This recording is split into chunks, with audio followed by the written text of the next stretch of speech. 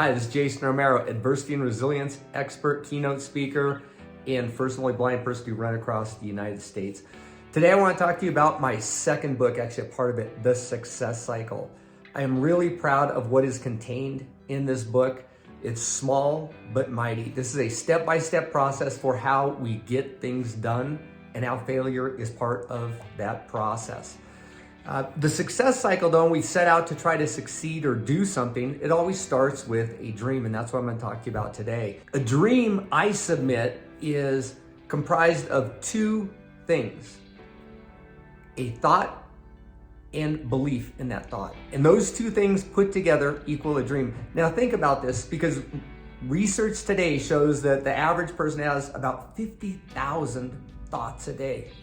I mean, thoughts just careen through your mind. You think about your dog, what you had to do yesterday, what you have to get at the grocery store. There's just all these thoughts that careen through your mind.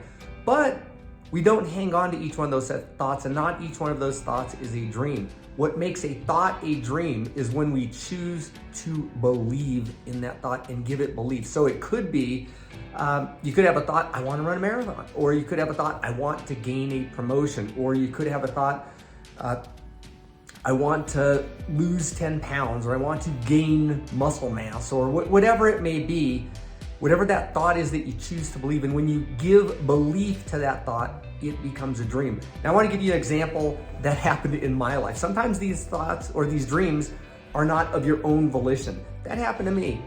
When I was in my 30s, I was working for General Electric, and I had just been promoted and gotten an expatriate assignment. I was transferred to Puerto Rico. Good gig, right? When I first got there, I was running an operations center in Puerto Rico, a few hundred people, and me and my family, wife at the time, 2 children at the time, had went to Puerto Rico, and we moved down. There was a great assignment. It was supposed to be a 2-year assignment in the Caribbean, then I'd come back somewhere stateside and continue on with a career with GE.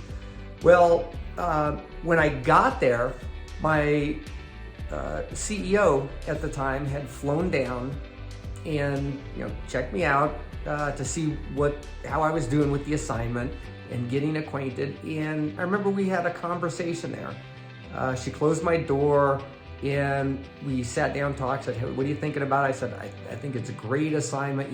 My thought was, this is gonna be a great assignment, 2 years and I'll move on. That was my belief in that thought, and that was the dream. I'm gonna complete a 2-year assignment here.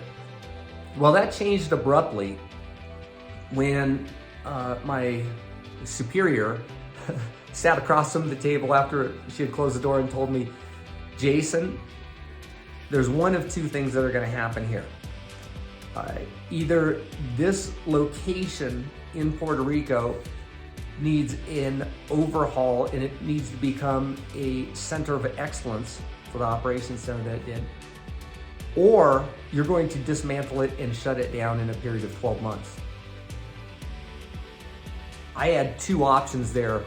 I had 2 dreams to believe in, and I told my superior officer immediately, this will become a center of excellence. There's no way we're shutting it down. I didn't come down here to dismantle an operation, lay people off, and move on in a year.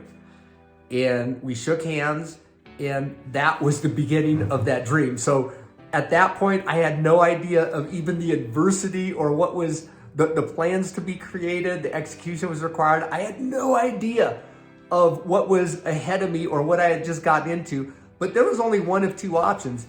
And it was either you take a left turn and shut this thing down and lay people off and dismantle something, come down to be the hatchet person, or you build it up and you make it even greater and amazing and a center of excellence according to GE standards, which is a very significant and high standard, which I realized after the fact. And that was it. And I chose the dream. I chose to believe this will become a center of excellence. And from that moment forward, I started using that vernacular. This will become a center of excellence for the company. And that is exactly what ended up playing out.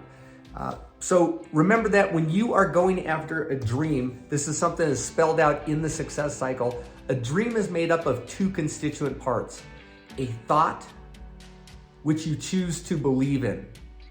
And if you don't believe in that thought, it doesn't become a dream. And if you start out believing in that thought, but let that belief fade, a dream also will fade and go into the graveyard of lost and unbelieved in dreams. So as you're going out to accomplish something big, remember, you have to believe in that thought. You have to believe in that thought even in the hard times.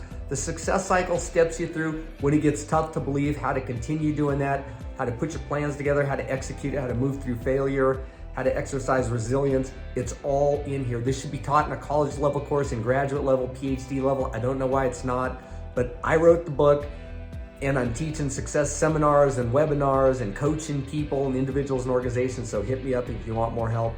Tune into my channel. I'll be giving snippets on this. This is Jason Romero, first and only blind person right across America. Onward, you got this. If it doesn't challenge you, it will never change you.